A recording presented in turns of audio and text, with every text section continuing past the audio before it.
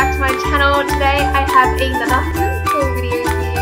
I'm going to be sharing with you what we do for lunch in our homeschool.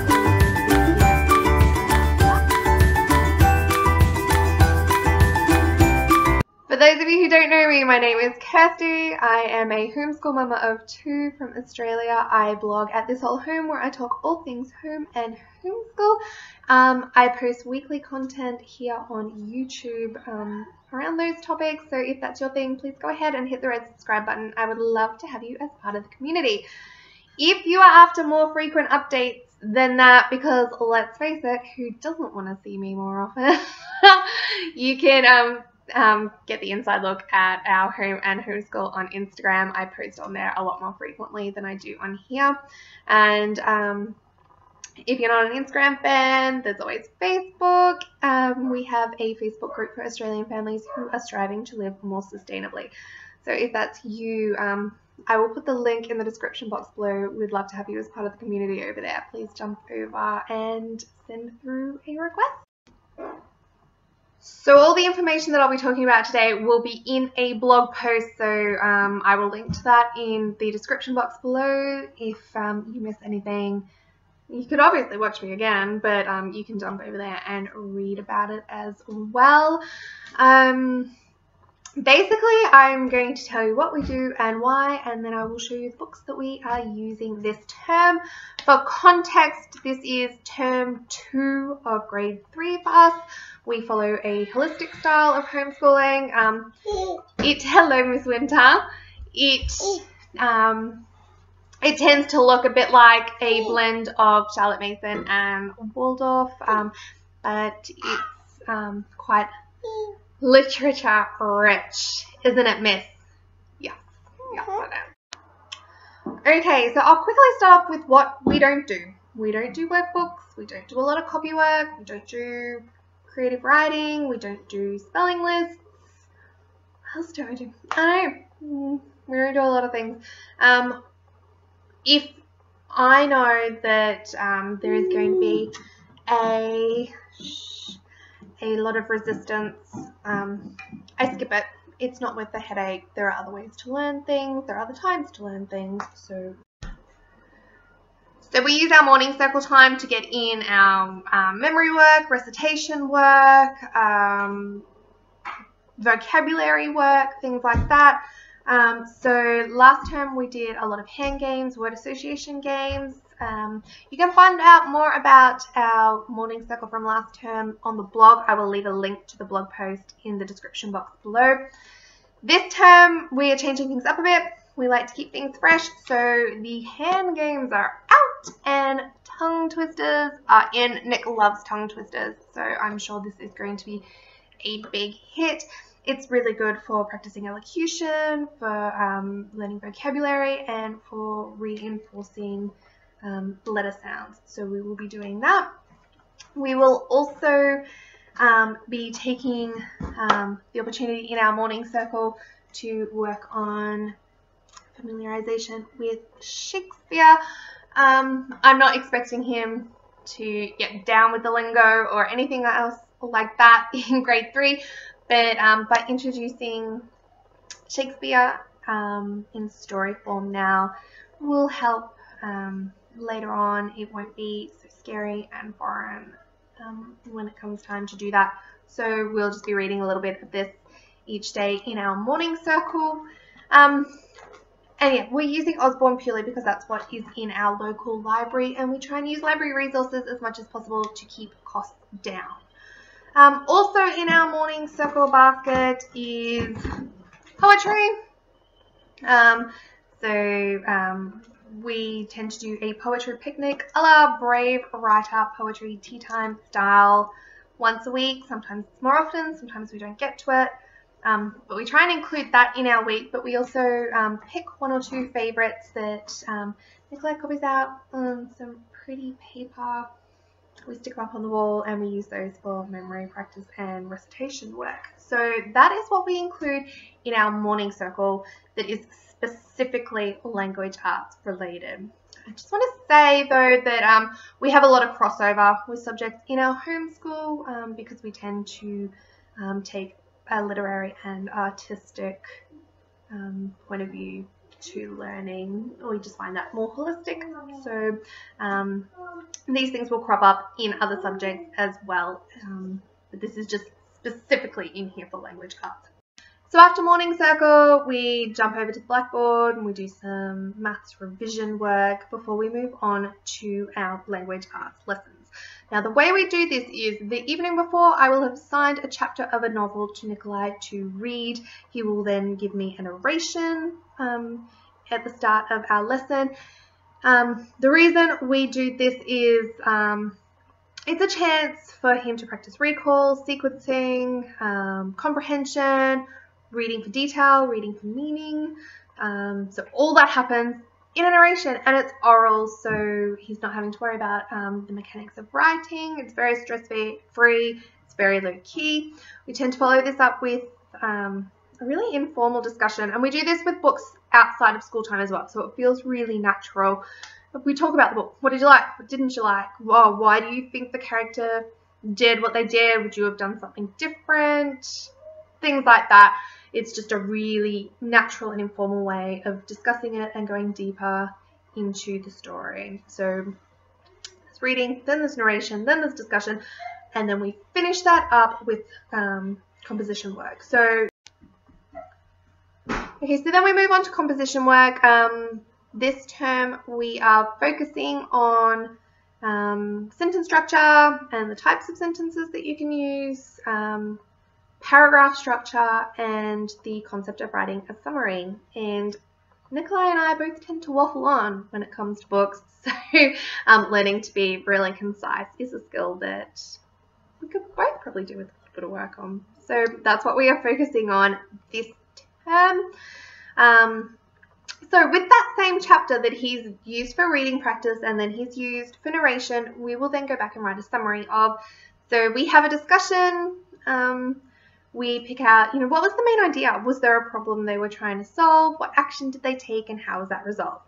And that gets boiled down into 3 sentences normally, 3 to 5 if there's a lot of detail, or if the problem or the action was a little complex. We've got a little bit extra room, but I expect 3 sentences up to 5. So we discuss those ideas. Sometimes it's a little hard to pinpoint exactly what the main idea is. So there is some discussion happening there.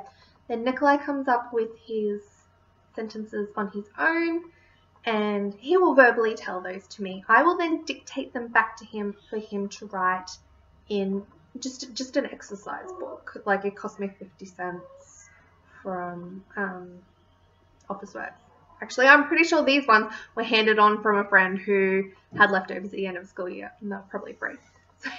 But the point is, it's just a cheapy exercise book. It's nothing special. And he writes in those.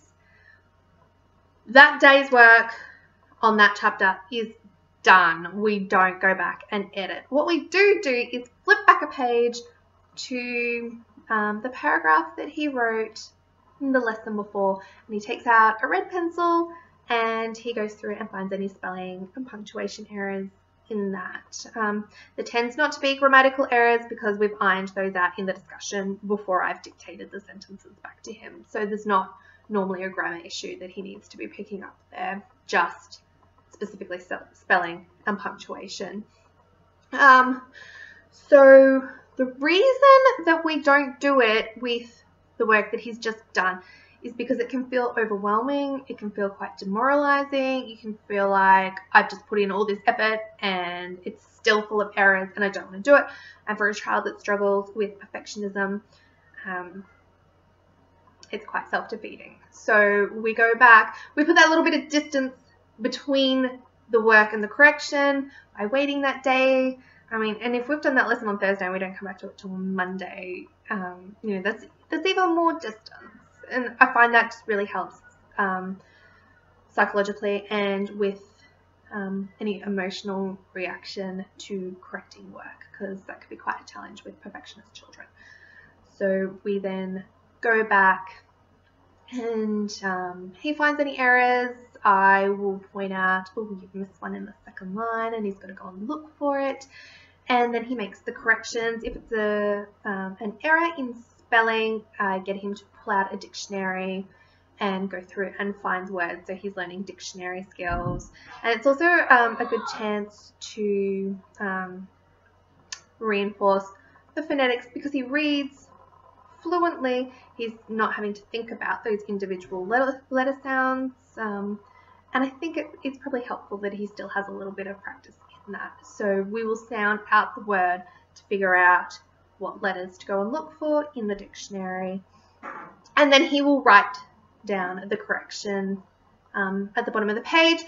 Sometimes this turns into an impromptu spelling lesson. As I said, we don't do formal spelling lessons and lists at this point in time, but sometimes we have a little bit of a short informal spelling lesson if knowing a particular rule is going to help prevent making that mistake in future.